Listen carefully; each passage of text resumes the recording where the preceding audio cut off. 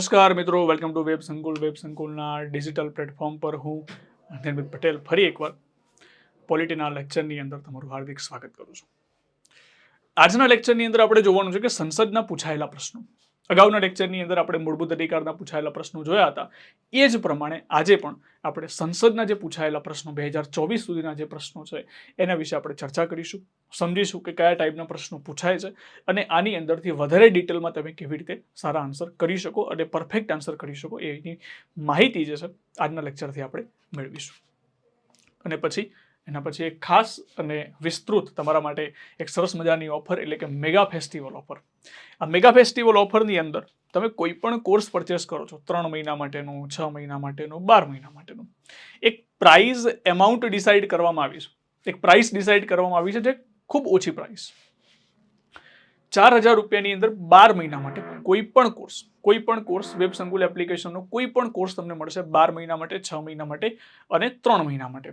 પણ કન્ડિશન એવી છે કે આ કોર્સ પરચેસ કરતી સમયે 11 સપ્ટેમ્બર 2024 સુધી એની વેલિડિટી છે.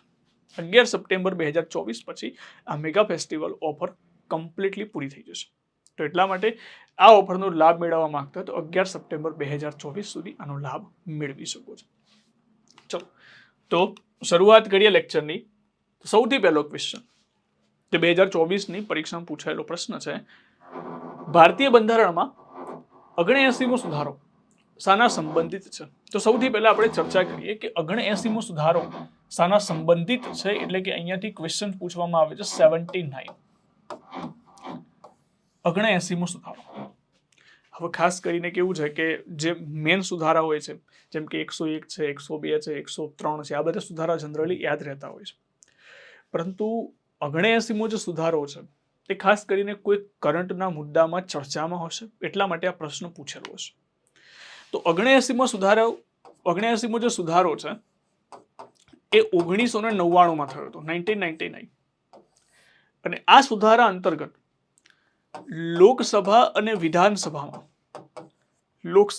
વિધાનસભામાં SC/ST માટેનું જે આરક્ષણ છે એ બીજા 10 વર્ષ માટે એક્સટેન્ડ કરી દીધું. એટલે 2010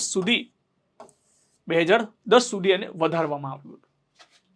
અને એના પછી તમને ખબર હોય કે છેલ્લે 104મો જે સુધારો થયો એની અંદર 2030 સુધી આરક્ષણ વધારવામાં આવ્યું. 2010 પછી 2020 પછી 2030 સુધી આરક્ષણ વધારવામાં આવ્યું. તો અહીંયા જ્યારે SC/ST માટે લોકસભા અને વિધાનસભામાં આરક્ષણ વધારવાનું હોય ત્યારે બંધારણીય સુધારો કરવો પડે. અને એ બંધારણીય સુધારાની અંદર શરૂઆતમાં આજે 79મો સુધારો છે એમાંથી પ્રશ્ન પૂછેલો છે. અને જો લેટેસ્ટમાં સુધારાની વાત કરીએ તો લેટેસ્ટમાં જે સુધારો છે 104મો સુધારો. 104મા સુધારામાં SC/ST માટેનું આરક્ષણ બીજા 10 વર્ષ માટે, એટલે કે 2030 સુધી આરક્ષણ વધારવામાં આવ્યું. હવે સાહેબ આ આરક્ષણ વધારવાની વાતો કયા આર્ટિકલમાં છે?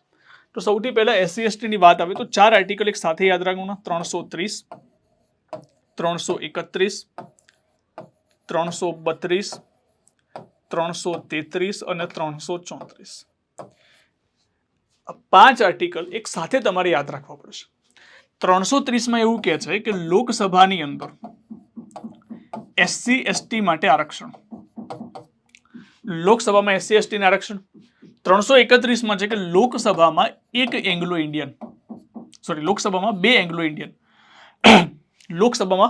બે એંગ્લો ઇન્ડિયનને રાષ્ટ્રપતિ નિમણૂક કરશે, જે હાલમાં 104મા સુધારામાંથી આ જોગવાઈ રદ કરી દીધી, આગળ વધારવામાં નથી આવી. એના પછી 332ની અંદર વિધાનસભામાં SC/ST ના આરક્ષણ. હવે કોપી પેસ્ટ, એ જે રીતે લોકસભાની ચર્ચા કરી એવી રીતે વિધાનસભા માટે આવશે. વિધાનસભા માટે આરક્ષણ, વિધાનસભા માટે એક એંગ્લો ઇન્ડિયન જેને રાજ્યપાલ નિમણૂક કરશે. હવે આરક્ષણ જે વધારો ક્યારે કરવામાં આવશે? તો શરૂઆતથી 1950થી આરક્ષણ લાગુ કરવામાં આવ્યું હતું. દર 10 વર્ષે આરક્ષણ વધારવામાં આવે છે. છેલ્લો જે સુધારો થયો 2020માં થયો અને 2020માં નક્કી કરવામાં આવ્યું કે હવે આરક્ષણ કેટલા વર્ષ સુધી રહેશે? 2030 સુધીમાં આરક્ષણ રહેશે. ફરી એકવાર થશે, ફરી જો સુધારો થાય તો 2030 અંતર્ગત 2030-29ની આસપાસ ફરી સુધારો થશે, ફરીથી કદાચ 10 વર્ષ માટે આરક્ષણ વધી પણ શકે. તો ટૂંકમાં અહીંયાથી પ્રશ્ન જે છે, આમ તો 79મા સુધારાનો પ્રશ્ન પૂછેલો છે, અને એટલે અહીંયાથી કદાચ કોઈને આવડી પણ શકે, ના પણ આવડી શકે. જો 104માં પૂછે તો બધાને ખબર હોય, પણ 79માં સુધારામાં તો પાછું 2010 સુધી આરક્ષણ વધારવામાં આવ્યું હતું. વચ્ચેનું તો ગાયબ છે 2020 વાળું. એટલા માટે આમ જોઈએ તો જૂનો સુધારો છે જેના મુજબનો પ્રશ્ન પૂછેલો છે. પણ યાદ રાખજો, આ પ્રકારનો હવે કોઈ પણ પ્રશ્ન પૂછાય તમને ક્લિયર આન્સર આવશે. D is the perfect answer. Lok Sabha રાજ્યના વિધાનસભામાં અનુસૂચિત જાતિ જનજાતિનું આરક્ષણમાં વધારો કરવો અથવા તો આરક્ષણ વિશેની જોગવાઈ, જે 79મો સુધારો 1999માં જોવા મળ્યો. આગળ વાત કરીએ. Question number 2. એક સંસદ રહેશે જે રાષ્ટ્રપતિ અને અનુક્રમે રાજ્યસભા અને લોકસભાના નામે ઓળખાતી 2 ગૃહોની બનેલી હશે. સંસદના ગૃહોની મુદત ભારતના બંધારણના કલમ 3.1 અને 3.2માં દર્શાવવામાં આવી છે. જુનિયર જીઓલોજિસ્ટ ક્લાસ 3 2024નું પેપર છે 7/7/2024, જે કયા મહિનાનું પેપર છે? જુલાઈ મંથનો પેપર છે, જેમાં 2024નો આ ક્વેશ્ચન પૂછેલો છે. હવે તમને બધાને ખબર છે કે સંસદની અંદર કોનો સમાવેશ થાય? તો સંસદની અંદર એક આવે રાષ્ટ્રપતિ, પ્રેસિડેન્ટ, અને બંને ગૃહો આવે, એક આવે લોકસભા અને બીજું આવે રાજ્યસભા. તો એનો મતલબ થાય પહેલું જે સ્ટેટમેન્ટ છે બિલકુલ પરફેક્ટ છે, બિલકુલ સાચું છે કે સંસદમાં રાષ્ટ્રપતિનો સમાવેશ થાય, લોકસભા રાજ્યસભાનો સમાવેશ કરવામાં આવશે, 2 ગૃહોની બનેલી છે. બિલકુલ સાચું છે. સંસદના ગૃહોની મુદત ભારતના બંધારણના કલમ 3.1, 3.2માં છે. 3ની અંદર તો રાજ્યોના નામ, સીમા અને પરિવર્તન છે. સંસદના ગૃહોની મુદત કયા આર્ટિકલમાં છે? આર્ટિકલ 83ની અંદર છે. આર્ટિકલ 83માં છે. આર્ટિકલ 83માં શું છે? આર્ટિકલ 83માં જણાવે છે કે લોકસભાનો કાર્યકાળ કેટલા વર્ષનો? તો લોકસભાનો કાર્યકાળ પ્રથમ બેઠકથી લઈને 5 વર્ષ સુધીનો કાર્યકાળ ગણવામાં આવે છે. જ્યારે રાજ્યસભાનો કાર્યકાળ હોતો નથી, કારણ કે કાયમી ગૃહ છે, પરંતુ એના જે સભ્યો છે દર 2 વર્ષે 1/3 સભ્યો નિવૃત્ત થતા હોય છે. તો એ જે કાર્યકાળ વિશેની જે ચર્ચાઓ છે ને, એ કયા આર્ટિકલમાં છે? આર્ટિકલ 83ની અંદર છે. અને એમણે પણ તમને આઈડિયા આવે કે 3માં તો ના આવે, કારણ કે જે સંસદની શરૂઆત છે એ જ 79થી શરૂઆત થાય છે. તો અહીંયાથી 3ની અંદર તો ક્યાંથી આવવાનું છે? તો આ બાબત પણ ધ્યાન રાખવાની વાત છે. તો અહીંયા જે બીજો જે પોઈન્ટ છે બિલકુલ ખોટો છે. આન્સર શું આવે છે? માત્ર 1, એટલે કે પહેલું વિધાન કેવું છે? યોગ્ય વિધાન છે. પહેલું વિધાન બિલકુલ સાચું વિધાન છે. તો અહીંયા આન્સર આવે છે માત્ર 1. આગળ વધીએ. નીચેના રાજ્યો પૈકી કયા રાજ્યને રાજ્યસભામાં 10 બેઠકોની ફાળવણી કરવામાં આવી છે? હવે જો ધીમે ધીમે જે પ્રશ્નો છે એ થોડા ફેક્ટ બેઝ પ્રશ્નો પણ પૂછાય છે. Additional assistant engineer civil class 3 30/6/2024નું પેપર. પ્રશ્ન એવો છે કે કઈ જગ્યાએ, કયા રાજ્યોમાં રાજ્યસભાની જે બેઠકો છે એ 10 છે? હવે તમે વિચારો કે આપણે 28 રાજ્યોની બેઠકો તો કરવા જવાના નથી. તો જો આ પ્રકારનો પ્રશ્ન પૂછાતો હોય તો આવડતો હોય તો ઠીક છે, બાકી આ પ્રશ્ન સ્કીપ વાળો પ્રશ્ન છે. પણ હવે આવી જ ગયો તો તૈયાર કરી રાખવાનું. યાદ રાખજો 10 બેઠકો કયા રાજ્યોની છે? તો ઓરિસ્સા અને રાજસ્થાન બંને પાસે કેટલી બેઠકો છે રાજ્યસભાની? 10 બેઠકો છે. હજુ સુધી પહેલી વખત કદાચ આવો પ્રશ્ન પૂછાયો છે જેમાં રાજ્યસભાની ડાયરેક્ટ બેઠકો પૂછી નાખી છે. તો અહીંયાથી તમે જુઓ કે ધીમે ધીમે કોમ્પિટિશનમાં વધારો કરવા માટે કાં તો પછી એવા જાણી જોઈને એવા ક્વેશ્ચન મૂકી દેવામાં આવે જેથી કોમ્પિટિશન ઘટી શકે, અને તો એ પ્રકારના ક્વેશ્ચન પૂછાઈ શકે. ડાયરેક્ટલી આપી દેશે આંકડો કે 10 બેઠકો કોની છે, 5 બેઠકો કોની છે. પરંતુ એના માટે કંઈ બધી બેઠકો ગોખવાની જરૂર નથી. તમને નહીં આવડે તો કોઈને નહીં આવડે, એ વસ્તુનું ધ્યાન રાખવાનું છે. કદાચ એકાદ માર્ક્સનો પ્રશ્ન થાય તો વાંધો નહીં આવે, બાકી 28 રાજ્યોની તમે બેઠકો ગોખવા જશો તો ટેમ્પરરી તમને યાદ રહેશે, છેક સુધી યાદ નથી રહેતી. અને એવું એકાદ એક્ઝામ હોય જેની અંદર આ પ્રકારનો પ્રશ્ન પૂછાતો હોય. દરેક એક્ઝામની અંદર આ પ્રકારનો પ્રશ્ન નહીં પૂછાતો હોય, તમને નહીં આવડે તો પછી કોઈને પણ નહીં આવડે. એ બાબતનું ધ્યાન રાખવાનું. પરંતુ હું તમને એક્સ્ટ્રા પોઈન્ટ કહી દઉં કે 10 બેઠકોનું પૂછાયું છે, એટલે બીજો એક પોઈન્ટ યાદ રાખજો. 11 બેઠકો કયા રાજ્યોની છે? તો એમાં 3 રાજ્યો આવે છે. આ યાદ રાખજો. એક છે આપણું ગુજરાત પાસે રાજ્યસભાની 11 બેઠકો છે. બીજું આવે છે મધ્યપ્રદેશ, અને ત્રીજું આવે છે આંધ્રપ્રદેશ. આ 3 રાજ્યો એવા છે જેની પાસે રાજ્યસભાની 11 બેઠકો છે. 3 રાજ્યોની અંદર સૌથી વધારે યુપી 31 બેઠકો છે, રાજ્યસભાની કેટલી બેઠકો છે? 31 બેઠકો છે. તો આજે રાજ્યસભાની જે બેઠકોની જે વાત છે એ કયા આર્ટિકલમાં કરેલી છે? આર્ટિકલ 80માં જણાવવામાં આવ્યું છે કે આર્ટિકલ 80 ની અંદર શું છે? રાજ્યસભા. અને જે અનુસૂચિ 4 છે, અનુસૂચિ 4 જેની અંદર દરેક રાજ્યની રાજ્યસભાની બેઠકોની ફાળવણીનું એક લિસ્ટ આપી દીધું છે કે આ રાજ્યની આટલી બેઠકો છે, આ રાજ્યની આટલી બેઠકો છે. તો એ બાબતનું ધ્યાન રાખવાનું છે કે અહીંયા આન્સર શું આવશે? આન્સર આવે છે સી, તમારો સાચો જવાબ રહેશે ઓડિશા અને રાજસ્થાન.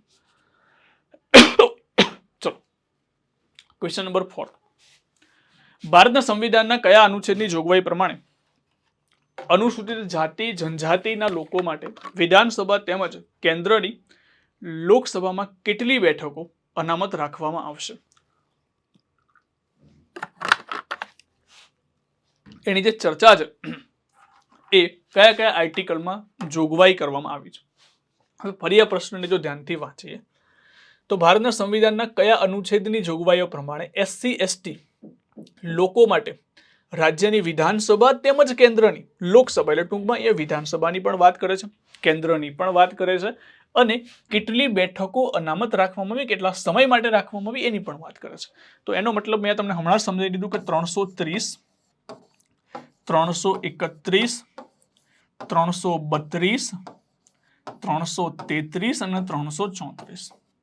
આ બંનેની અંદર 330 અને 332 ની અંદર લોકસભા, 330માં લોકસભા છે, 332માં વિધાનસભામાં છે, SC ST ને આરક્ષિત સીટો કરવામાં આવી છે. 334 ની અંદર સમય મર્યાદા છે કે આરક્ષણ કેટલા સમય સુધી રહેશે. તો અહીંયા આન્સર શું આવે છે? ઉપરોક્ત ત્રણેય.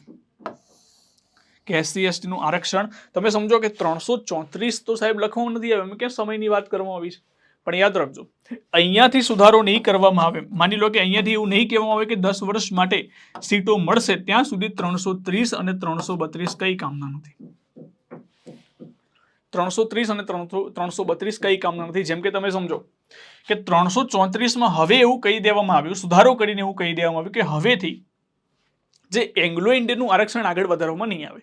તો પછી અહીંયાથી 331 અને 333 પણ કઈ કામના નથી. હવે આરક્ષણ નહીં વધારવામાં આવે તો એંગ્લો ઇન્ડિયન માટે, તો એનો મતલબ થાય 334માં વધારો થશે તો 330 અને 332 એક્ટિવ થશે, કારણ કે આની અંદર છે વિધાનસભા અને લોકસભામાં SC ST ના આરક્ષણ.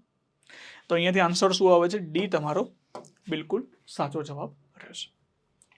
આગળ વધીએ. Question number 5.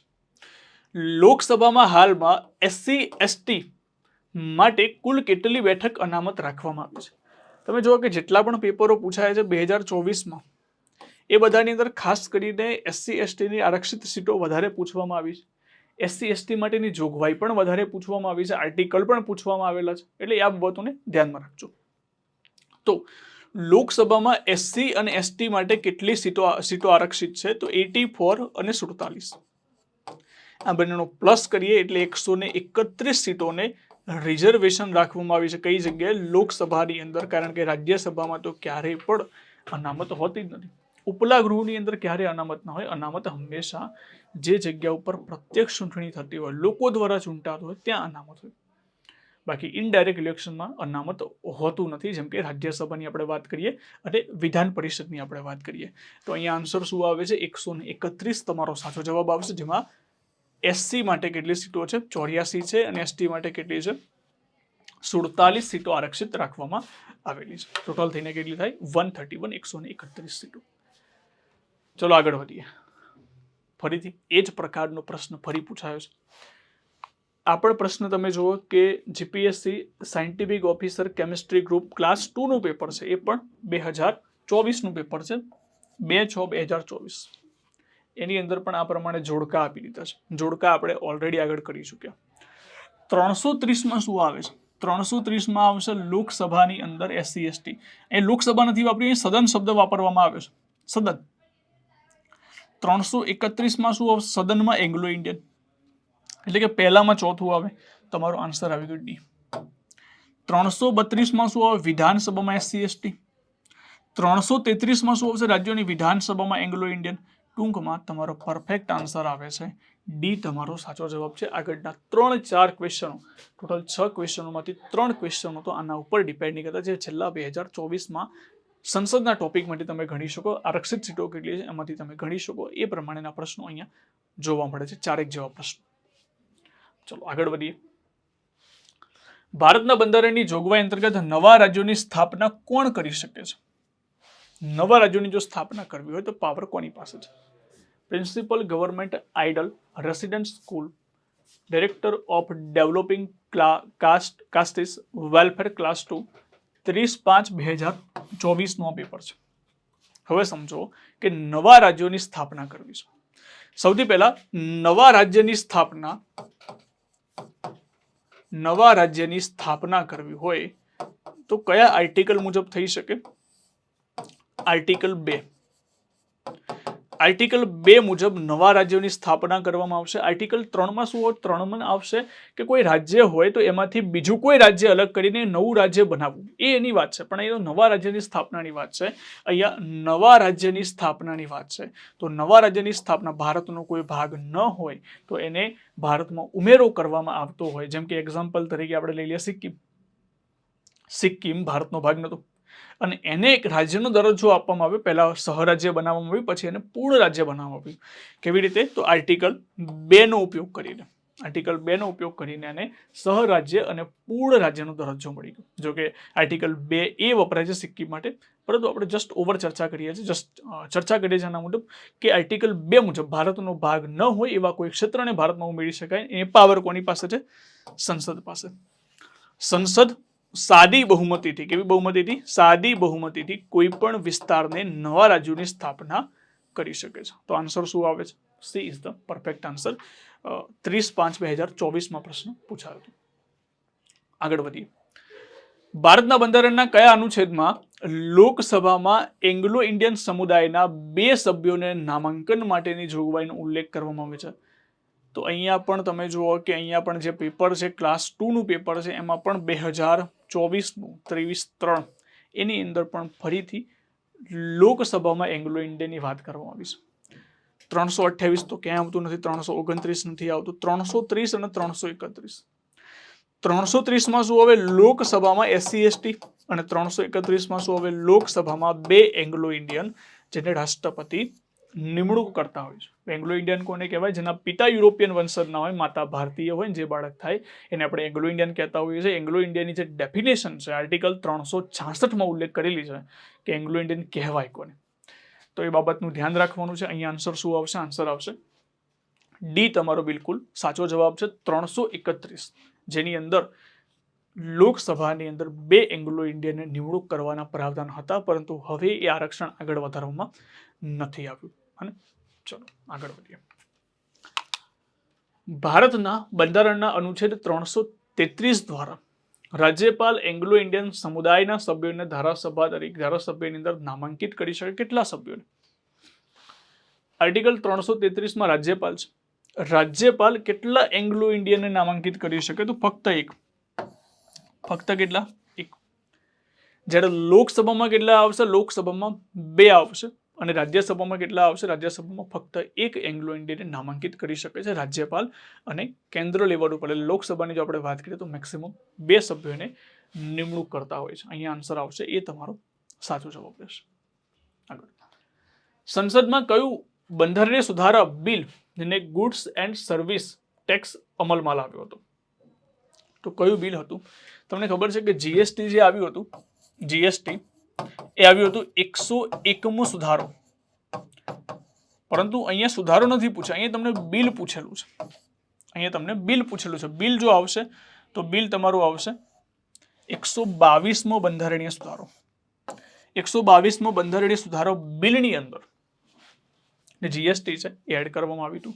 તો અહીંયા ઘણીવાર બિલ પણ પૂછી નાખતા હોય છે અને ઘણીવાર ડાયરેક્ટલી તમને પૂછતા હોય છે કે કયા સુધારા અંતર્ગત ઉમેરવામાં આવ્યું. ઘણીવાર બિલની પણ ચર્ચા કરી નાખતા હોય. તો યાદ રાખજો, આ પ્રકારનું કોઈ બિલ પૂછાય તો 122 આવશે. અને બાકી જીએસટીની અંદર 101મા સુધારામાં ઉમેરવામાં આવ્યું. આગળ. ભારતના સંસદમાં વિવિધ પ્રસ્તાવ અંગે નીચે પૈકી કયા વિધાનો સત્ય છે? જે TDUનું પેપર લેવામાં આવ્યું હતું ક્લાસ 2 2024, એનો પ્રશ્ન છે. સૌથી પહેલા આપણે વાત કરીએ કે ભારતના સંસદમાં 4 પ્રકારના સમાપન પ્રસ્તાવ છે. 4 પ્રકારના સમાપન પ્રસ્તાવ, બિલકુલ સાચું છે. કયા કયા 4 પ્રકારના? એક આવે સામાન્ય સમાપન, બીજું આવે અનુભાગ, ત્રીજું આવે કાંગારૂ સમાપન અને ચોથું આવે ગિલોટીન. ઘણા બધા નામ પહેલી વાર સાંભળ્યા હશે, ઘણા બધા ગિલોટીન નામ ખાલી સાંભળેલું છે. સમાપનનો મુદ્દો શું થાય કે એક્ઝામ્પલ તરીકે કોઈ પણ બિલ લાવવામાં આવે છે તો બિલ ઉપર જે વોટિંગ થતું હોય ને એ કયા આધારિત વોટિંગ થતું હોય, એટલે 4 વસ્તુના આધારે નક્કી થતું હોય છે. સામાન્ય સમાપનનો મતલબ થાય કે દરેક મુદ્દા ઉપર ચર્ચા, દરેક મુદ્દા ઉપર વોટિંગ. માની લો કે એ બિલમાં 5 મુદ્દા છે તો 5 મુદ્દા ઉપર ચર્ચા થાય, 5 મુદ્દા ઉપર વોટિંગ થાય, તો સામાન્ય સમાપન કહેવાય. પછી આવે છે અનુભાગ.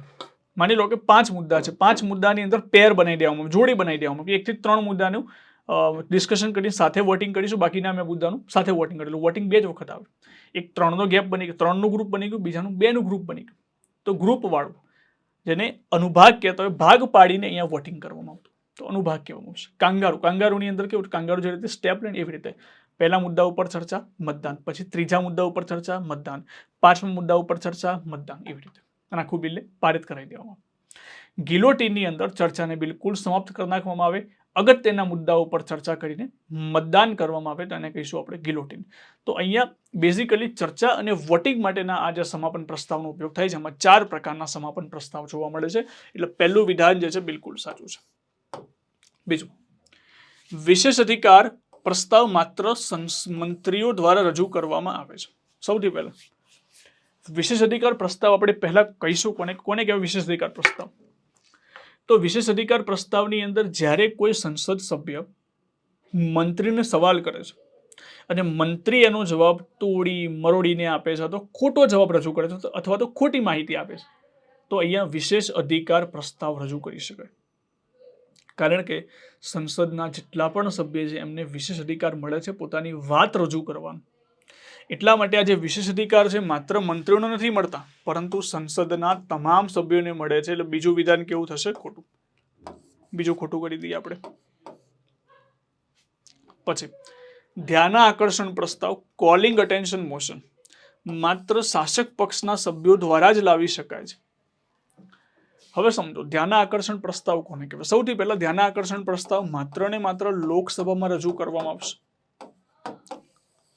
માત્ર ને માત્ર કહી શકે લોકસભામાં રજૂ કરવામાં આવશે. કોઈ મંત્રીને એ બાબત પર ધ્યાન દોરવા માટે આ પ્રસ્તાવનો ઉપયોગ કરવામાં આવતો હોય છે. માની લો કે કોઈ રેલવે મંત્રી છે, ચલો આરોગ્ય મંત્રી છે એક્ઝામ્પલ તરીકે. હવે આરોગ્ય મંત્રી બાળ કલ્યાણ આરોગ્ય મંત્રી છે, તો આરોગ્ય મંત્રીને તમે કહી શકો કે હાલમાં ભારત દેશમાં એમ્સ હોસ્પિટલ કેટલી બની છે, બાળકોના આરોગ્ય માટે, માતાના આરોગ્ય માટે તમે શું કરી રહ્યા છો, ભારત દેશ આરોગ્યમાં ધીમે ધીમે પાછળ જઈ રહ્યું છે. તો એ મંત્રીને ધ્યાન દોરવા માટે લોકસભાની અંદર ધ્યાન આકર્ષણ પ્રસ્તાવ લાવવામાં આવતો હોય છે, જે તે મંત્રી વિરુદ્ધમાં. તો અહીંયા તો તમે વિચાર કરો શાસક પક્ષ તો કેમનું લાવતો હોય? શાસક પક્ષના લોકો જ પોતાના મંત્રી વિરુદ્ધમાં ના લાવે, પરંતુ વિપક્ષના લોકો પણ લાવી શકે છે. એનો મતલબ થાય કે આ વિધાન પણ કેવું છે? ખોટું. શાસક પક્ષ પણ લાવી શકે, જનરલી લાવતા ના હોય, પરંતુ વિપક્ષવાળા જે છે એ ધ્યાન દોરવા માટે, મંત્રીનું ધ્યાન ત્યાં જાય એ દોરવા માટે એક પ્રસ્તાવ લાવે છે, જેને આપણે કહીએ છીએ ધ્યાન આકર્ષણ પ્રસ્તાવ. એના પછી કાર્ય મોકૂફ એટલે કે એડજસ્ટમેન્ટ. કાર્ય મોકૂફ જેને આપણે કહેતા હોઈએ છીએ, અમુક સમયની અંદર જે કાર્યને સ્થગન તરીકે પણ ઓળખવામાં આવતું. સ્થગન એક્ઝામ્પલ તરીકે સંસદની અંદર કોઈ પણ મુદ્દો ચાલે છે. હવે મુદ્દાનું ડિસ્કશન ઘણું સારું છે, પરંતુ એવું લાગે છે કે આ મુદ્દાને અત્યારે સાઈડ બાય કરવું જોઈએ, દેશમાં હાલત શું છે એના ઉપર આપણે ચર્ચા અર્જન્ટ કરવી જોઈએ. તો એના માટે સ્થગન પ્રસ્તાવની અંદર લોકસભાના 50 મેમ્બર એવું કહેશે કે હમણાં જે કાર્ય પદ્ધતિ અથવા તો હમણાં જે ડિસ્કશન ચાલે છે એને થોડા સમય માટે સ્કીપ કરવામાં આવે અને એની જગ્યાએ દેશમાં જે ગંભીર મુદ્દાઓ છે એના ઉપર ચર્ચા કરવામાં આવે. તો એ પ્રકારનો જે પ્રસ્તાવ છે એને આપણે કહીએ છીએ એડજસ્ટમેન્ટ અથવા તો સ્થગન પ્રસ્તાવ તરીકે ઓળખવામાં આવશે. એટલે આ વિધાન પણ ખોટું થશે, કારણ કે અહીંયા કેટલા આપેલા છે? 25 સભ્યોનું સમર્થન હોવું જોઈએ. તો અહીંયાથી આજે ત્રણ વિધાન ખોટા છે. તમારો આન્સર શું આવે? માત્ર એક, ઓનલી વન. પહેલું વિધાન જ સાચું છે. તો આ જે પ્રશ્ન છે સંસદની કાર્યવાહીનો જે ટોપિક છે એની અંદરથી પ્રશ્ન પૂછેલો છે. તો યાદ રાખવાનું છે એમાં ધ્યાનાકર્ષણ પ્રસ્તાવ કોને કહેવાય, વિશેષ પ્રસ્તાવ કોને કહેવાય અને સ્થગન કોને કહીશું. આગળ વધીએ. નીચે આપેલા વિધાનોને ધ્યાનમાં લેવાના છે. કોઈ પણ રાજ્યની સીમામાં ફેરફાર કરવાનું વિધેયક રાષ્ટ્રપતિની પૂર્વ ભલામણથી સંસદમાં રજૂ કરી શકાય છે.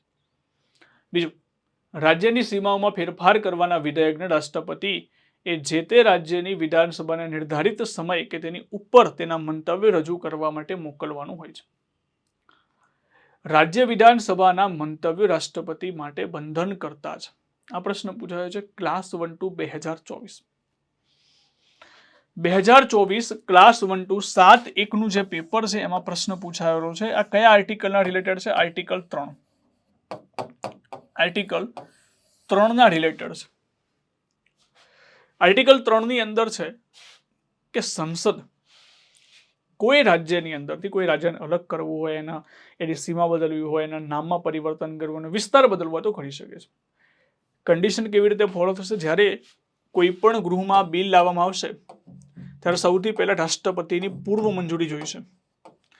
રાષ્ટ્રપતિની પૂર્વ મંજૂરી બાદ રાષ્ટ્રપતિ એને જે તે ગૃહની વિધાનસભાને મોકલશે અથવા વિધાનમંડળને મોકલશે. સમય નિર્ધારિત કરશે કે 10 દિવસ 15 દિવસ એ રાષ્ટ્રપતિ પોતાની રીતે સમય નિર્ધારિત કરતા હોય છે. હવે જે તે રાજ્યની વિધાનસભા કાં તો હામાં મત આપશે કાં તો નામાં મત આપશે. એવું કહે છે કે ના, અમારા રાજ્યમાંથી કોઈ બીજી રાજ્ય ના બનાવી શકો, અથવા તો અમારા રાજ્યનું નામ ના બદલી શકો, અમારા રાજ્યની સીમા ના બદલી શકો. કાં તો હામાં આન્સર આપશે કાં તો નામાં આન્સર આપશે. પરંતુ રાષ્ટ્રપતિ હા કે ના જે પણ આન્સર આપે એની સલાહ માનવા માટે બંધાયેલા નથી. તો અહીંયા જે ત્રીજો ઓપ્શન લખેલો છે કે વિધાનસભાના મંતવ્યો રાષ્ટ્રપતિને બંધન કરતા છે, બિલકુલ બંધન કરતા નથી, માનવા નથી બંધાયેલું. સલાહ આપેલી છે ને વિધાનસભા ખાલી સલાહ આપશે કે કરો કે નહીં કરીએ. તો અહીંયા તમારો આન્સર શું આવે છે? પહેલું અને બીજું વિધાન સાચું છે, ત્રીજું વિધાન કેવું થશે? ખોટું. તો આન્સર આવે છે બી. આગળ, કલમ 368 માં નિયત કરવામાં આવેલા બંધારણના સુધારા પ્રક્રિયા નીચે પૈકી કઈ બાબતોને ધ્યાનમાં લેવાની છે? કે બંધારણીય સુધારાની જે પ્રક્રિયા છે એ પ્રક્રિયાની અંદર શું જોવા મળશે? સૌથી પહેલા આ અંગેનું વિધેયક સૌ પ્રથમ લોકસભામાં રજૂ કરવામાં આવે છે. બિલકુલ ખોટું. બંધારણીય સુધારાની અંદર બંને ગૃહો પાસે શક્તિ સમાન છે, એટલે તમે લોકસભામાં રજૂ કરી શકો તો પણ ચાલે અને રાજ્યસભામાં રજૂ કરવું હોય તો પણ ચાલે. એટલે બંને ગૃહ આવે, ના કે માત્ર એકલું લોકસભા. એટલે પહેલું ખોટું છે. આવું વિધેયક મંત્રી દ્વારા જ રજૂ થવું જોઈએ. આ પણ ખોટું. કોઈ પણ સભ્ય રજૂ કરી શકે છે. કોઈ પણ સભ્ય, એવું ના હોય કે મંત્રી રજૂ કરી શકે. તો અહીંયા બીજું જે છે એ પણ ખોટું છે. બે ગૃહો વચ્ચે મતભેદના કિસ્સામાં વિચાર વિમર્શ કરવા માટે વિધેયકને પસાર કરવા માટે હેતુથી સંયુક્ત બેઠકનું આયોજન કરવામાં આવે છે. તો આ પણ ખોટું છે. બંધારણીય સુધારામાં બંને ગૃહોની શક્તિ સમાન છે, પરંતુ સંયુક્ત બેઠકમાં તો સાદી બહુમતી હોય છે, એટલે બંધારણીય સુધારામાં વિશેષ બહુમતીનો પ્રયોગ થાય છે. તો અહીંયા ધ્યાન દેવા જેવી બાબત એ છે કે બંધારણીય સુધારાની અંદર ક્યારે પણ સંયુક્ત બેઠકનું આયોજન થઈ શકે નહીં. તો એ ત્રીજો ઓપ્શન પણ કેવો છે? ખોટો છે. પ્રશ્ન શું પૂછેલો છે? આમાંથી નીચેનામાંથી કયા સત્ય નથી? તો ઉપરોક્ત 3 વિધાન સત્ય નથી. 1, 2 અને 3. આ પણ ક્લાસ 1-2 2024 નું જે અગાઉનો જે ક્વેશ્ચન હતો સેમ એવો ક્વેશ્ચન અહીંયા પણ પૂછવામાં આવ્યો છે. તો આન્સર આવે છે ડી. આગળ, ક્વેશ્ચન નંબર 14. રાષ્ટ્રપતિ ઉપરાષ્ટ્રપતિની મતદાર ગણતરીમાં તફાવતના નીચેના વિધાનો ધ્યાનમાં લેવાના છે. રાષ્ટ્રપતિની ચૂંટણીમાં સંસદના બંને ગૃહના સભ્યો ભાગ લે છે, જ્યારે ઉપરાષ્ટ્રપતિની ચૂંટણીમાં માત્ર રાજ્યસભાના સભ્યો ભાગ લે છે. તો મેં જે રીતે શીખવાડ્યું છે એ પ્રમાણે યાદ રાખજો કે રાષ્ટ્રપતિના ઇલેક્શનની અંદર બે લોકો તમને ના દેખાવા જોઈએ. એક વિધાન પરિષદ અને એક નિમણૂક પામેલા સદસ્યો ક્યારે પણ ના હોવા જોઈએ. તો રાષ્ટ્રપતિના ઇલેક્શનની અંદર સંસદના બંને ગૃહના સભ્યો ભાગ લે છે, સાચું છે. પરંતુ ઉપરાષ્ટ્રપતિની ચૂંટણીમાં માત્ર રાજ્યસભાના તો નહીં, ઉપરાષ્ટ્રપતિની ચૂંટણીમાં પણ સંસદના બંને ગૃહના સભ્યો ભાગ લેશે. બંને ગૃહના નિમાયેલા પણ આવી ગયા, ચૂંટાયેલા પણ આવી ગયા. જ્યારે અહીંયા શું આવશે? અહીંયા માત્ર ને માત્ર ચૂંટાયેલા આવશે. એટલે પહેલું વિધાન ખોટું છે. રાષ્ટ્રપતિની ચૂંટણીમાં રાજ્યની વિધાનસભાઓ ભાગ લે છે, જે ઉપરાષ્ટ્રપતિની ચૂંટણીમાં ભાગ લેતી નથી. બિલકુલ સાચું છે. રાષ્ટ્રપતિના ઇલેક્શનમાં રાજ્યોની વિધાનસભાના પણ ચૂંટાયેલા મેમ્બર ભાગ લેતા હોય છે, જ્યારે ઉપરાષ્ટ્રપતિની ચૂંટણીમાં નહીં. ઉપરાષ્ટ્રપતિની ચૂંટણીમાં માત્ર ને માત્ર રાજ્યસભાના અને લોકસભાના ચૂંટાયેલા અને નિમાયેલા સભ્યો ભાગ લે છે, જ્યારે રાષ્ટ્રપતિની અંદર બંને ગૃહના ચૂંટાયેલા અને રાજ્યોની વિધાનસભાના ચૂંટાયેલા સભ્યો ભાગ લેતા હોય છે. આન્સર શું આવશે? આન્સર આવશે માત્ર 2. એ જ પેપર બીજો ક્વેશ્ચન. નીચે આપેલા વિધાનોને ધ્યાનમાં લેવાના છે. બંધારણમાં જ્યારે સંસદનું સત્ર શરૂ ના હોય ત્યારે કેન્દ્ર સરકારને કાયદો ઘડવાની અનુમતિ આપે છે. બંધારણની અંદર એવું કહે છે કે જ્યારે સંસદનું સત્ર શરૂ ના હોય ત્યારે કાયદો ઘડવાની પરવાનગી કોને આપતો હોય છે? રાષ્ટ્રપતિને. કેવી રીતે? તો વટહુકુમ જાહેર કરીને. રાષ્ટ્રપતિ વટહુકુમ જાહેર કરીને કાયદો ઘડવાની શક્તિ ધરાવે છે, પરંતુ ક્યારે? જ્યારે સંસદનું સત્ર શરૂ ના હોય ત્યારે. એટલે પહેલું વિધાન બિલકુલ સાચું છે. વટહુકુમ ગમે તેટલી વખત ફરીથી બહાર પાડી શકાય છે. તો જો વટહુકુમની અંદર મુદ્દો એવો છે કે એના એ જ શબ્દોનો પ્રયોગ કરીને મુદ્દો બહાર ન પાડી શકાય, પરંતુ અહીંયા એના એ શબ્દોનો પ્રયોગ નથી કરેલો. અહીંયા કહેલું છે કે વટહુકુમ ગમે તેટલી વખત ફરીથી બહાર પાડી શકાય છે. બિલકુલ પાડી શકાય, બિલકુલ પાડી શકાશે. પ્રોવિઝનલ આન્સર કી અને ફાઇનલ આન્સર કીની અંદર પ્રોવિઝનલ આન્સર કીમાં અલગ આન્સર આવતું, અને છેલ્લે જે આન્સર કી આવી ફાઇનલ આન્સર કી ક્લાસ 1 2 એમાં અલગ આન્સર જોવા મળે, જે હું હમણાં તમને કહીશ. વટહુકુમ એના એ મુદ્દા ઉપર અથવા તો એની એ બાબત ઉપર ચર્ચા કરીને ના પાડી શકાય, પરંતુ ફરીથી ગમે તેટલી વખત બહાર પાડવો હોય, શબ્દો બદલીને, તો એ જાહેર કરી શકે છે રાષ્ટ્રપતિ દ્વારા. તો બીજો જે ઓપ્શન છે બિલકુલ સાચો છે. રાજ્યના રાજ્યપાલ રાષ્ટ્રપતિની મંજૂરીથી જ વટહુકુમ બહાર પાડી શકે છે, તો આ વિધાન ખોટું છે. એવું જરૂરી નથી કે રાજ્યપાલ દર વખતે રાષ્ટ્રપતિની મંજૂરીથી જ વટહુકુમ બહાર પાડે. અમુક બાબતોમાં રાષ્ટ્રપતિની મંજૂરી જોઈશે. જેમ કે સંવર્તી યાદી ઉપર જો રાજ્યપાલ વટહુકુમ બહાર પાડતા હોય તેમાં રાષ્ટ્રપતિની પૂર્વ મંજૂરી જોઈશે. એ અમુક બાબતો, પરંતુ અહીંયા તો શું લખેલું છે? રાષ્ટ્રપતિની મંજૂરીથી જ બહાર પાડી શકે, જાહેર કરી શકે, તો એ નથી. વિધાન ખોટું છે. તો અહીંયા પહેલું અને જે બીજું વિધાન છે બિલકુલ સાચું છે. પહેલું અને બીજું વિધાન. ત્રીજું વિધાન બિલકુલ ખોટું છે. આન્સર આવે છે 1 અને 2. કયા વિધાન સત્ય છે? 1 અને 2. Yes, C is the perfect answer. અને તમારી જે ફાઇનલ આન્સર કી છે એમાં પણ સી જ આન્સર આપેલો છે. પ્રોવિઝનલ આન્સર કી માત્ર 1 આપેલું હતું, પરંતુ જે છેલ્લે ફાઇનલ આન્સર કી આવી એમાં 1 અને 2 સાચો જવાબ આપેલો હતો. તો યાદ રાખજો, આ પ્રકારના પ્રશ્નો પૂછાય તો. નેક્સ્ટ, લોકસભાના અધ્યક્ષની ભૂમિકા અને કાર્યોને લગતા બાબતોને ચકાસો. સ્પીકરની ભૂમિકા અર્ધન્યાયી સંસ્થા જેવી છે. બિલકુલ છે. યાદ કરો કે જ્યારે પક્ષાંતર ધારો દાખલ થાય છે કોઈ વ્યક્તિ ઉપર, કોઈ સભ્ય ઉપર, તો પક્ષાંતર ધારા અંગે નિર્ણય કરવાની શક્તિ કોની પાસે છે? તો લોકસભાના અધ્યક્ષ પાસે. તો એનો મતલબ એની પાસે અર્ધન્યાયિક શક્તિઓ છે. બિલકુલ સાચું. તે અંતિમ, દુભાષિયા અને મધ્યસ્થી કામગીરી કરે છે. તે ગૃહની કામગીરીનો ભાગ છે. મધ્યસ્થ એટલે કોઈ વિવાદ થાય છે તો પોતે એની અંદર વોટિંગ કરશે, પોતે એનું નિવેદન આપશે. સરખામત પડે ત્યારે વોટિંગ કરતા હોય છે, પોતાની વાતને રજૂ કરશે. તો ટૂંકમાં મધ્યસ્થી તરીકે ભૂમિકા ભજવે છે. બિલકુલ સાચું છે. તે આંતરરાષ્ટ્રીય ક્ષેત્રે ગૃહના એકમાત્ર પ્રતિનિધિ હોય છે. આ પણ સાચું છે. આંતરરાષ્ટ્રીય ક્ષેત્રે ગૃહના એકમાત્ર પ્રતિનિધિ. આનો મતલબ શું થાય સમજો કે અલગ અલગ દેશોની અંદર જેટલી પણ એમની પાર્લામેન્ટ છે, આ બધી પાર્લામેન્ટનું ગ્રુપ છે. જેમ કે આપણી પાસે પણ છે Indian parliament group, IPC. Indian parliament ગ્રુપના જેવી રીતે બધી જ દેશની સંસદો છે, એમાં એક એક વ્યક્તિ એ ગ્રુપનો અધ્યક્ષ હોય છે, એ ગ્રુપનો સભ્ય હોય છે. એવી રીતે ભારતનું આ ગ્રુપ છે, એના એકમાત્ર પ્રતિનિધિત્વ કોણ હશે? એકમાત્ર પ્રતિનિધિત્વ હશે લોકસભાના સ્પીકર. ટૂંકમાં બધી પાર્લામેન્ટ છે, બધી પાર્લામેન્ટનું ગ્રુપ બનાવ્યું છે. એક્ઝામ્પલ તરીકે તમે સમજો કે એક વોટ્સઅપ ગ્રુપ બનાવ્યું છે. વોટ્સઅપ ગ્રુપની અંદર બ્રિટન પણ છે, ફ્રાન્સ પણ છે. એક્ઝામ્પલ તરીકે બ્રિટન પણ છે, ફ્રાન્સ પણ છે. બ્રિટનનો એક વ્યક્તિ હોય, કયો વ્યક્તિ હશે? જે બ્રિટનના પાર્લામેન્ટમાં હશે એ વ્યક્તિ હશે. એવી રીતે ભારતનું પણ એક વ્યક્તિ હશે, અને ભારતનો વ્યક્તિ કોણ હશે? લોકસભાના સ્પીકર. કહેવાનો મતલબ એવો છે કે જેટલી પણ દેશની ઇન્ટરનેશનલ જેટલી પણ ગ્રુપ છે, એ ગ્રુપના સભ્ય તરીકે કોણ હોય છે? લોકસભાના સ્પીકર, જેને આઈપીજી આપણે કહેતા હોઈએ છીએ, ઇન્ડિયન પાર્લામેન્ટરી ગ્રુપના અધ્યક્ષ તરીકે પોતે હોય છે. અને એ ગ્રુપમાં શું બની જાય છે? સભ્ય બને છે. એટલે અહીંયા કન્ફ્યુઝ ના થતા કે સાહેબ તમે અધ્યક્ષ કહો છો કે સભ્ય કહો છો. આઈપીજીની અંદર ઇન્ડિયન પાર્લામેન્ટ ગ્રુપના તો એ જ અધ્યક્ષ હોય છે, અને જે બીજા દેશોની અંદર જાય છે, બીજા દેશોમાં ગ્રુપ ચાલે છે, એના સભ્ય તરીકે કાર્ય કરતા હોય છે. તો આન્સર શું આવે છે? 1, 2 અને 3 ત્રણે વિધાનો કેવા છે? યોગ્ય છે. D is the perfect answer. આગળ વધીએ.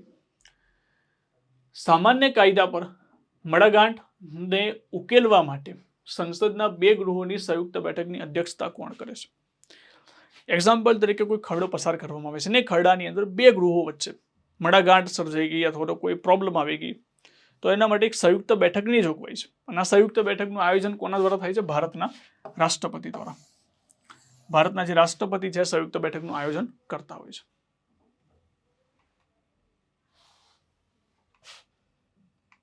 જો ઓકે, અહીંયા પ્રશ્ન પૂછેલો છે કે અધ્યક્ષતા કોણ કરે છે? સોરી, ધ્યાનથી સમજો.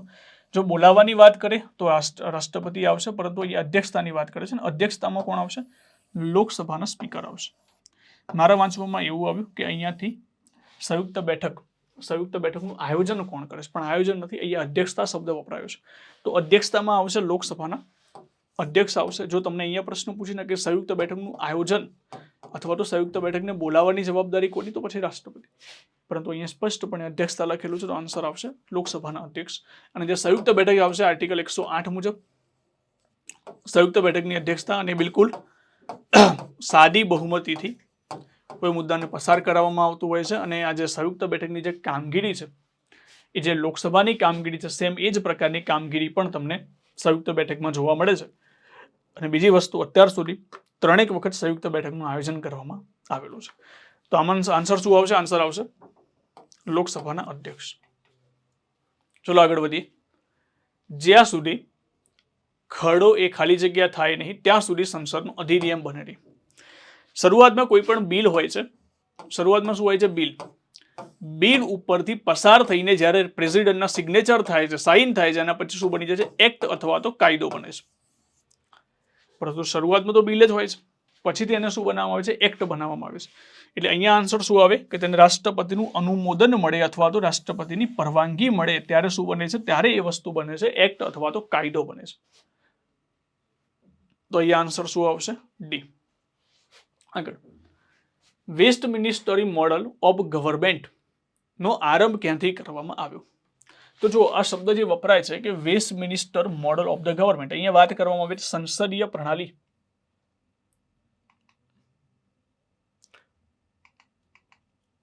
અહીંયા વાત કરવામાં આવે છે સંસદીય પદ્ધતિ.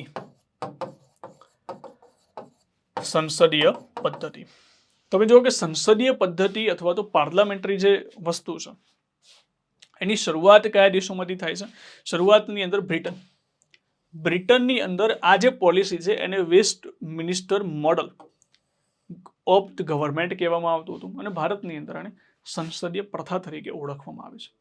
તો કયા દેશથી આવશે? બ્રિટનની અંદર જોવા મળશે. આન્સર આવે છે એ. આગળ, જો લોકસભાના અધ્યક્ષ અને ઉપાધ્યક્ષનું સ્થાન ખાલી થાય તો ગૃહની અંદર ફરજ કોણ બજાવશે? એક્ઝામ્પલ તરીકે લોકસભાના સ્પીકર છે, સ્પીકર પછી આવશે ડેપ્યુટી સ્પીકર. હવે આ બંનેનું સ્થાન ખાલી થઈ ગયું. ગેરહાજર રહેવું અને ખાલી થવું બંનેમાં ડિફરન્સ છે. ગેરહાજર રહેવાનો મતલબ ફરીથી પાછા પદ ઉપર આવશે, પરંતુ જો પદ ખાલી થાય તો કોણ આવશે? ભારતના રાષ્ટ્રપતિ. તો રાષ્ટ્રપતિ ગૃહના એવા સભ્યોમાંથી જેને નિમણૂક કરશે જે કોના દ્વારા કરવામાં આવશે? રાષ્ટ્રપતિ દ્વારા નિયુક્ત કરવામાં આવશે. તો અહીંયા આન્સર શું આવે છે? આન્સર આવે છે ડી. ચલો આગળ વધીએ. નીચેનામાંથી સંસદની વિવિધ સમિતિઓ પૈકી કઈ સમિતિ સૌથી મોટી સમિતિ છે? સૌથી મોટી. જાહેર હિસાબ સમિતિ, જાહેર ઉપક્રમ સમિતિ, અંદાજ સમિતિ કે અરજી સમિતિ? તો અંદાજ સમિતિની અંદર 30 મેમ્બર હોય છે અને 30 મેમ્બર લોકસભાના સભ્યો હોય છે. ટૂંકમાં લોકસભાની અંદરથી 30 સભ્યો તમને જોવા મળે છે. બાકીની જે કમિટી છે એમાં 22 નંબર જોવા મળે છે. 15-7 અને 15-7. આ ત્રણેય સમિતિનો કાર્યકાળ 1 વર્ષનો હોય છે. અને ત્રણેય સમિતિના જે અધ્યક્ષ છે એમને નિમણૂક કરતા હોય છે લોકસભાના સ્પીકર. આ જે ત્રણેય સમિતિ છે એના જે સભ્યોનું ઇલેક્શન થતું હોય છે ઇનડાયરેક્ટ રીતે અથવા તો પરોક્ષ પદ્ધતિથી ઇલેક્શન થતું હોય છે. ચલો આગળ વધીએ. આમાં આન્સર આવશે અંદાજ સમિતિ, એસ્ટિમેટ કમિટી. Question number 22. જ્યારે સંસદના બંને ગૃહોની સંયુક્ત બેઠકમાં કોઈ ખરડો રજૂ કરવામાં આવે તો કોના દ્વારા મંજૂર કરવામાં આવે છે? સંયુક્ત બેઠકમાં કોઈ ખરડો રજૂ કરવામાં આવે તો કોના દ્વારા અથવા તો કેવી રીતે અથવા તો કયા પ્રકારની બહુમતી? તો બહુમતીમાં કયો છે? હાજર અને મતદાન કરનારની સામાન્ય બહુમતી. આપણે ઓલરેડી આગળ ચર્ચા કરી ચૂક્યા. જ્યારે સંયુક્ત બેઠક આવે તો હંમેશા સામાન્ય બહુમતીનો ઉપયોગ થાય છે. બિલકુલ સાદી બહુમતીનો ઉપયોગ કરવામાં આવતો હોય છે. તો અહીં આન્સર શું આવે છે? એ તમારો સાચો જવાબ રહેશે. આગળ, સંસદમાં કોઈ પણ ગૃહના સભ્યોને પરવાનગી વિના કેટલા દિવસ ગેરહાજર રહે તો ગૃહની બેઠક ખાલી થાય છે? સતત વ્યક્તિ જો 60 દિવસ અથવા તો તેના કરતાં વધારે સમય માટે ગૃહની પરવાનગી વગર ગેરહાજર રહે તો એની બેઠક શું થઈ જાય છે? ગેરકાયદેસર અથવા તો બેઠક માટે એ વ્યક્તિ ગેરલાયક બની જાય છે. તો આન્સર શું આવે છે? આન્સર આવે છે બી તમારો સાચો જવાબ છે. Industrial safety health officer class 2 2023 ની અંદરથી આ પ્રશ્ન પૂછાયો છે. આગળ, રાજ્ય અને કેન્દ્ર શાસિત પ્રદેશોમાં રાજ્યસભાની બેઠકોની જોડી નીચે પૈકી કઈ સાચી નથી? તેલંગાણાની અંદર 7, લદ્દાખની અંદર 1, જમ્મુ કાશ્મીરમાં 4, રાજસ્થાનમાં 10. તો ફરીથી તમે જો કે 2023માં રાજ્યસભાની સામસામે બેઠકો આપી છે. કે કેટલી બેઠકોમાંથી કેટલા સભ્યો છે. હવે આ બહુ કોમન સેન્સનો વિષય છે. બાકીને તમને યાદ હોય ના હોય, તમને એટલી તો ખબર હશે કે કદાચ લદ્દાખની અંદર એક પણ બેઠક નથી. 3 જ કેન્દ્ર શાસિત પ્રદેશો એવા છે જેને બેઠક આપવામાં આવી છે. એક છે જમ્મુ, બીજું છે પુડુચેરી અને ત્રીજું છે દિલ્હી. જમ્મુ પાસે 4, દિલ્હી પાસે 3, પુડુચેરી પાસે 1, ટોટલ થઈને 8 બેઠકો છે. ટોટલ થઈને કેટલી બેઠકો છે? લદ્દાખ માટે છે જ નહીં. તો અહીંયાથી લદ્દાખમાં કેટલી હોય ના હોય એનો પ્રશ્ન આવતો નથી. તો તેલંગાણામાં 7 હશે કે નહીં એનો પ્રશ્ન આવતો નથી. પણ એટલી ખબર હોવી જોઈએ કે લદ્દાખમાં તો નથી જ આવતી. તો આન્સર શું આવે છે? પી. તો આ કોમન સેન્સનો વિષય છે. એટલા માટે ઘણી બધી વાર કેવું થતું હોય કે પ્રશ્નની અંદરથી થોડીક તમારી બુદ્ધિ દોડી જાય તો તમને ઇઝીલી આન્સર આવડી જતો હોય છે. પછી એના માટે કંઈ ગોખવાની જરૂર નથી કે તેલંગાણામાં 7 આવે, રાજસ્થાનમાં 10 આવે. જો કે રાજસ્થાનમાં 10 તો અહીંયા પણ પૂછાઈ ગયું. અને આગળ જોયું પણ ખરું કે ઓડિશામાં પણ કેટલી બેઠકો આવે છે? 10 બેઠકો. એનો પણ પ્રશ્ન બની શકે. આગળ વધીએ. સંસદમાં જો કોઈ વ્યક્તિ બંને ગૃહમાંથી ચૂંટાઈને આવે તો કયા ગૃહમાં રહેવા માંગે છે તે કેટલા દિવસમાં જાહેર કરવું પડશે? માની લો કે એક વ્યક્તિ લોકસભાનો સભ્ય બની ગયો છે અને રાજ્યસભામાંથી પણ ચૂંટાય છે, તો બંને ગૃહનો સભ્ય તો ના રહી શકે. એટલા માટે એને 10 દિવસની અંદર પોતાની વાત રજૂ કરવી પડશે કે એને લોકસભામાં રહેવું છે કે રાજ્યસભામાં જવું છે. જો 10 દિવસ કરતાં વધારે સમય લાગશે તો રાજ્યસભાની બેઠક શું રહેશે? કેન્સલ. અને હવેથી એ વ્યક્તિ લોકસભાનો મેમ્બર જ રહેશે. તો આન્સર શું આવે છે? બી આનો સાચો જવાબ રહેશે. આગળ, બંધારણની જોગવાઈ મુજબ પક્ષપલટા કાનૂની ધારો, પક્ષાંતર ધારો કોના ઉપર અમલ થતો નથી? ઓલરેડી મેં પક્ષાંતર ધારા માટે યુટ્યુબ પર 45 મિનિટનો લેક્ચર લીધેલો છે. કેટલા મિનિટનો? 45 મિનિટનો. જો કોઈ એ લેક્ચર ના જોયો હોય તમે પ્લેલિસ્ટમાં જવાની પણ જરૂર નથી. પ્લેલિસ્ટમાં પણ છે અને ડાયરેક્ટલી તમે વિડીયોઝમાં જશો તો 45 મિનિટનો લેક્ચર પક્ષાંતર ધારા માટેનો કે પક્ષાંતર ધારો દાખલ કેવી રીતે થાય, પક્ષાંતર ધારો આવ્યો કેમ, એના અપવાદો કયા કયા છે એ ડિટેલમાં મેં સમજાવ્યું છે. પણ અહીંયા બેઝિક માહિતીનો પ્રશ્ન પૂછેલો છે કોના ઉપર પક્ષાંતર ધારો લાગતો નથી? તો રાજ્યસભાના અધ્યક્ષ, બંને ગૃહના અધ્યક્ષ ઉપાધ્યક્ષ ઉપર પક્ષાંતર ધારો લાગતો નથી. તો ઉપરોક્ત તમામ વ્યક્તિઓ ઉપર પક્ષાંતર ધારો દાખલ નહીં થાય. આન્સર શું આવશે? ડી. ચલો, સૌથી વધુ લોકસભાની બેઠક ધરાવતા ઉતરતા ક્રમમાં ગોઠવવાના છે. હવે ઘણીવાર કેવું થાય કે ચડતા ક્રમ ને ઉતરતા ક્રમમાં કન્ફ્યુઝન થતું હોય કે ચડતો ક્રમ કોને કહેવાય, ઉતરતો ક્રમ કોને કહેવાય. તો ઉતરતા ક્રમમાં તમારે યાદ રાખવાનું, તમે જે સીડી ઉતરો છો, એક્ઝામ્પલ તરીકે સૌથી મોટું પગથિયું, માની લો કે 10 પગથિયા છે, 10 પગથિયા વાળી સીડી છે, તો ઉતરવા ક્રમની અંદર પહેલા 10 આવે, પછી 9 આવે, પછી 8 આવે, એ રીતે આવશે. એટલે સૌથી વધારે વાળો નંબર પહેલા આવશે. ચડતા ક્રમની અંદર શું છે? પહેલા 1, બીજું, ત્રીજું, ચોથું, પાંચમું, એ રીતે આવે. એટલે સૌથી ઓછો નંબર પહેલા આવશે. ઉતરતા ક્રમની વાત કરવામાં આવી, સૌથી પહેલું કયો આવશે? સૌથી વધારે બેઠકો છે ઉત્તર પ્રદેશ પાસે, 80 બેઠકો છે. તો પહેલું તો 2 આવે, ઉત્તર પ્રદેશ. તો 2 વાળા તો 3 અંક આન્સર છે આપણી પાસે. એના પછી મહારાષ્ટ્ર આવશે. ઉત્તર પ્રદેશ પછી જો સેકન્ડ હાઈએસ્ટ કોની પાસે બેઠકો હોય તો એ મહારાષ્ટ્ર છે. તો બીજા નંબર ઉપર શું આવે છે? મહારાષ્ટ્ર આનો આન્સર આવશે. એટલે પહેલું જો અહીંયાથી પહેલું અને બીજું, ત્રીજું કેન્સલ થઈ ગયું. મહારાષ્ટ્ર પછી જો કોઈ આવતું હોય તો એ રાજ્ય છે પશ્ચિમ બંગાળ. પશ્ચિમ બંગાળ પછી જો કોઈ આવે તો બિહાર અને તમિલનાડુ. તમિલનાડુ, બિહારની અંદર 39 છે, તમિલનાડુમાં 40 છે, 48 છે, એ પ્રમાણેની બેઠકોનું આયોજન કરવામાં આવતું હોય છે. તો સૌથી વધારે આવશે યુપી બાદ મહારાષ્ટ્ર, મહારાષ્ટ્ર બાદ પશ્ચિમ બંગાળ અને પશ્ચિમ બંગાળ બાદ આવશે બિહાર અને તમિલનાડુ. એટલે આન્સર શું આવશે? એ તમારો બિલકુલ સાચો જવાબ આવશે. એટલે આ પ્રમાણે પણ ક્રમ તમારે યાદ રાખવા પડશે. પહેલા 3 ક્રમ તમારે યાદ રાખી લેવાના કે પહેલા શું આવશે? ઉત્તર પ્રદેશ, મહારાષ્ટ્ર, પશ્ચિમ બંગાળ એટલે વેસ્ટ બેંગાલ. આ 3 ક્રમ પહેલા યાદ રાખી લેવાનો. એ પ્રમાણે જ તમે ઓટોમેટિકલી એ 3 ક્રમ યાદ હોય તો અહીંયાથી તમારો આન્સર આવી જતો હોય છે. તો આન્સર શું આવશે? આગળ, લોકસભા અને વિધાનસભામાં અચાનક ભંગ કરીને યોજવામાં આવતી ચૂંટણી કયા પ્રકારની છે? તો બહુ સારો ક્વેશ્ચન છે. આ ક્વેશ્ચનની અંદર જનરલી કોઈને આઈડિયા નથી હોતો. પેટા ચૂંટણી, મધ્યવર્તી ચૂંટણી, સામાન્ય ચૂંટણી કે સ્નેપ પોલ? જો અહીંયા પ્રશ્ન શું પૂછે છે? કોઈ લોકસભા શરૂ છે, કોઈ રાજ્યની વિધાનસભા શરૂ છે, એને ભંગ કરી નાખવામાં આવે, એનું ઇલેક્શન કરવામાં આવે, તો એ પ્રકારનું જે ઇલેક્શન છે એ ઇલેક્શનને આપણે કહીએ છીએ સ્નેપ પોલ. ઇલેક્શનને શું કહીએ છીએ? Snap poll. પેટા ચૂંટણી કોને કહેવાય? કોઈ બેઠક ખાલી પડે એ બેઠક ઉપર ઇલેક્શન થાય એને કહેવાય પેટા ચૂંટણી. મધ્યવર્તી ચૂંટણી અને સામાન્ય ચૂંટણી કોને કહેવાય? માની લો કે એક્ઝામ્પલ તરીકે 5 વર્ષનો એક્ઝેક્ટ કાર્યકાળ પૂરો થાય અને સામાન્ય ઇલેક્શનનું આયોજન થાય, બધાનો કાર્યકાળ 5 વર્ષનો પૂરો થાય, એના બાદ જે ઇલેક્શન થાય છે એને સામાન્ય ચૂંટણી આપણે કહેતા હોઈએ છીએ. અને સ્નેપ પોલ કોને કહેવાય? ભંગ કરીને જો એનું ઇલેક્શન થાય તો એને કહેવામાં આવતું હતું સ્નેપ પોલ. તો યાદ રાખજો, આ સરસ મજાનો પ્રશ્ન છે. જનરલી બહુ ઓછી જગ્યાએ એનો ઉલ્લેખ કરેલો હોય છે. તો આન્સર આવે છે ડી. નીચેના પૈકી કયું વિધાન સત્ય છે કે બજેટ લોકસભામાં રજૂ થઈ શકે? બિલકુલ સાચું. બધા જ પ્રકારના ખરડા લોકસભામાં પસાર થવા જરૂરી છે. હવે યાદ રાખજો, રજૂ શબ્દ અલગ છે, પસાર થવું અલગ છે. રજૂ કોને કહેવાય? કે જે પહેલા ગૃહમાં મૂકવામાં આવે એને રજૂ કહીશું. પસાર એટલે બંને ગૃહમાંથી પારિત કરાવવું થશે. તો તમે જો જેટલા પણ પ્રકારના આપણા ખરડા છે, સામાન્ય ખરડો હોય, બંધારણીય સુધારો હોય, નાણાં ખરડો હોય, નાણાકીય ખરડો હોય, એ બધા લોકસભામાંથી તો પસાર કરવામાં આવે છે, રજૂ નથી, પસાર કરવાની વાત કરવામાં આવે છે. તો પસારમાં બિલકુલ સાચું વિધાન છે. નવી અખિલ ભારતીય સેવાના સર્જનની શરૂઆત માત્ર રાજ્યસભામાં જ થઈ શકે છે. બિલકુલ સાચી વસ્તુ છે. નવી અખિલ ભારતીય સેવાનું સર્જન કરવું હોય તો પાવર કોની પાસે છે? રાજ્યસભા પાસે પાવર છે. તો અહીંયા આન્સર આવે છે 1, 2 અને 3. 3 વિધાન કેવા છે? બિલકુલ સાચા વિધાન છે, સત્ય વિધાન છે. આગળ, દરેક વસ્તી ગણતરી બાદ લોકસભાની બેઠકોની ફાળવણી. તો ઘણીવાર પ્રશ્ન ચર્ચા થઈ ચૂકેલો છે. ફરી વાત કરી દઉં કે આર્ટિકલ 82 મુજબ નક્કી કરવામાં આવ્યું કે દર 10 વર્ષે વસ્તી ગણતરી બાદ લોકસભાની બેઠકોમાં ચેન્જીસ કરવામાં આવશે.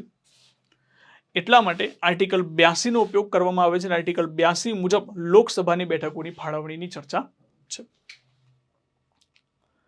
એના પછી ભારતની સંસદનું નિયત કેલેન્ડર નથી અને દર વર્ષે સમયગાળો અને તારીખ નક્કી કરવામાં આવે છે. સંસદનું કોઈ પ્રોપર કેલેન્ડર નથી, પરંતુ દર વર્ષે સમય, તારીખ નિર્ધારિત કરવામાં આવતો હોય છે. બિલકુલ સાચી વસ્તુ છે. સંસદ બોલાવવા માટે મૂળ ખ્યાલ 1935ના ગવર્મેન્ટ ઓફ ઇન્ડિયા કાયદામાંથી લેવામાં આવ્યો હતો. આ પણ સાચું છે. ગવર્મેન્ટ ઓફ ઇન્ડિયા 69 નંબરનો જે આર્ટિકલ હતો, ડ્રાફ્ટ તૈયાર થયેલો હતો, એની અંદર 69 આર્ટિકલની અંદર આ વસ્તુ જણાવવામાં આવી હતી. હાલમાં આ વસ્તુ કયા આર્ટિકલમાં છે? આર્ટિકલ 85 ની અંદર છે. તો 1935નો જે આપણો એક્ટ છે એની અંદરથી આ વસ્તુ લેવામાં આવી છે કે સંસદના સત્રોનું આવાસન કરવું અથવા સંસદના સત્રોને બોલાવવા, એનો મૂળ ખ્યાલ. પછી રૂઢિગત રીતે સંસદમાં 3 સત્ર હોય છે. બિલકુલ સાચી વસ્તુ છે. રૂઢિગત રીતે એટલે પરંપરા મુજબ 3 સત્રોનું આયોજન થતું હોય છે. કયા કયા? એક આવે બજેટ સત્ર, બીજું આવે ચોમાસું સત્ર અને ત્રીજું આવશે શિયાળુ સત્ર. 3 પ્રકારના સત્રોનું આયોજન થતું હોય એટલે આન્સર શું આવે? 1, 2 અને 3 તમામ વિધાનો કેવા છે? બિલકુલ સાચા છે, યોગ્ય વિધાન છે. અહીંયા સુધી આપણે 31 જેટલા પ્રશ્નો જોયા 2023 સુધીમાં. 2023 અને 24માં પૂછાયેલા સંસદના ક્વેશ્ચન. ફરી એકવાર તમને યાદ કરાવી દઉં, હાલમાં મેગા ફેસ્ટિવલ ઓફર છે. આ મેગા ફેસ્ટિવલ ઓફરનો જે પણ લોકો લાભ મેળવવા માંગતા હોય એના માટે 11 સપ્ટેમ્બર એ લાસ્ટ ડેટ છે. જેની પહેલાં તમે એના પહેલાં જો તમે ઓફરનો લાભ મેળવવા માંગતા હોય મેળવી શકો છો. અને વધારે કોઈ માહિતી જોઈતી હોય તો અહીં હેલ્પલાઇન નંબર આપેલું છે, એના ઉપર કોન્ટેક્ટ કરીને માહિતી મેળવી શકો છો. તો આજનો લેક્ચર અહીંયા સુધી આપણે રાખીશું. નેક્સ્ટ ટાઈમ નવા લેક્ચર સાથે આપણે મળીશું. જય હિન્દ, જય Bharat. Thank you so much.